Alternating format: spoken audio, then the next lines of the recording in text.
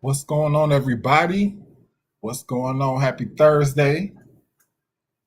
Happy Friday Eve, as some of us like to say. We almost to the weekend, y'all. Hang in there. Hang in there. But all right, you guys. I don't have a whole lot of time, so I'm gonna get right to it. Today, so I want to. The title of what I'm coming to you with today is "Stay Ready, so you don't have to be ready." And by the way, just in case you don't know me, I am Jamel Medlock with in the Black Financial Group, where our goal is to keep your finances in the black and out of red. So today, like I was saying, the goal is for you to stay ready so you don't have to be ready. And I'm going to be talking a little bit about, owning your own home and all that kind of stuff, since that is the American dream. But first, if you look at my screen right here, you'll see I have a little snippet from one of my mentors, Miss Angela Williams, none other. I call her, she's a beast. She calls herself Powerhouse. She really is a powerhouse. Um, I'm gonna see if I can make this bigger real quick. So on the screen, you can see where I want to concentrate on the bottom left, where she talks about the average wealth. So the average wealth of white Americans is $141,000. Hispanics would be $13,000, and blacks is going to be $11,000. And I believe these figures may have even gotten lower because this was done a couple years ago. But a large reason that is because some of the minorities don't own homes, right? Don't own homes. And the ones of us that do have homes have not paid them off. And so they're not really an asset yet until they've paid off. They're still a liability. So let me just tell you guys a little story real quick. So back when I was living in South Florida, I went to go see this guy, this family, who was trying to get some insurance on his mom. And so I found out that it was this tight knit family. Actually, reminded me a lot of my family because it was a boy and a bunch of girls. They were middle age, and so it seemed like they all lived in the house or in their mom and dad's house, or either they were just always there. So much like my family. And so anyway, the mom was, much older. She was like getting sick.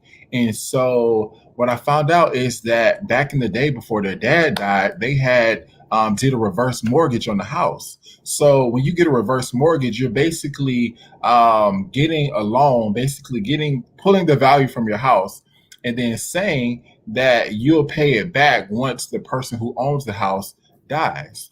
And so, unfortunately, you guys, so when he was sitting for this reverse mortgage, either the insurance was his mom was so old, close to that, cutoff mark for insurance, that it was either so high that it really would have made sense, or forgive me, it's been a year or so, or she just may have just have passed the age where you can get insurance. And so I just hated to see that, because it was very likely that they could have lost the house, because you could tell that he was the responsible one and some of the other siblings didn't really care that much. And so what a lot of people don't realize is that when you get insurance, not only do they recommend you get, 5 times your income, but you really should be thinking about your assets, especially your house, so that if something happens, that house could be paid off.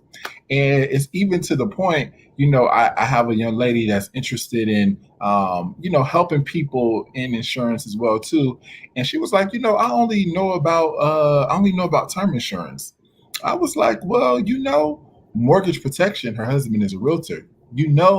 Mortgage protection is nothing but term insurance. So when you buy a house, you may get all these, flyers for mortgage protection, but really the insurance industry just coined a term to make you really realize the importance of insuring your house. And so, you guys, this is something that we should be doing anyway.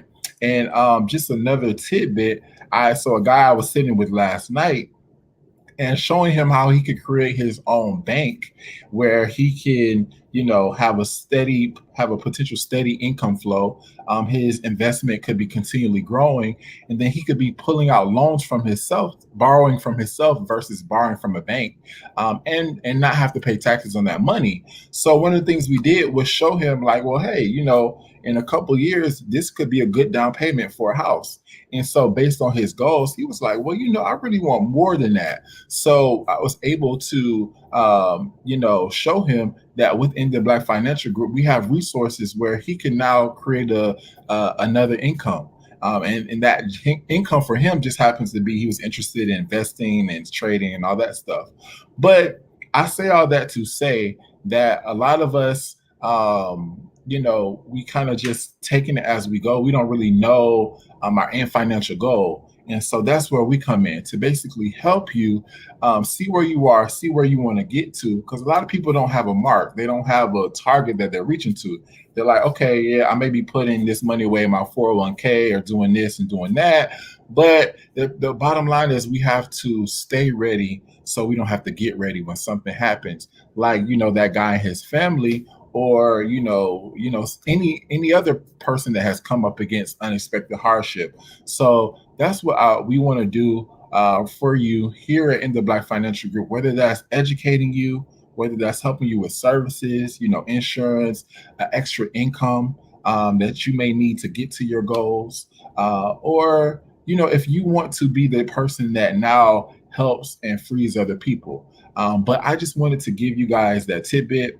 Oh, and last thing, even if you want to, boost your credit so that you can, have a smaller down payment on the house or qualify for better houses. All these are things that we can enable you to do. I'm going to definitely put my link in the bio, but the moral of the story, guys, is stay ready so you don't get ready. Let's figure out your target so you know where you're going and you're not just going, aimlessly. All right. Y'all be good. Y'all be blessed, and we will talk soon. Peace.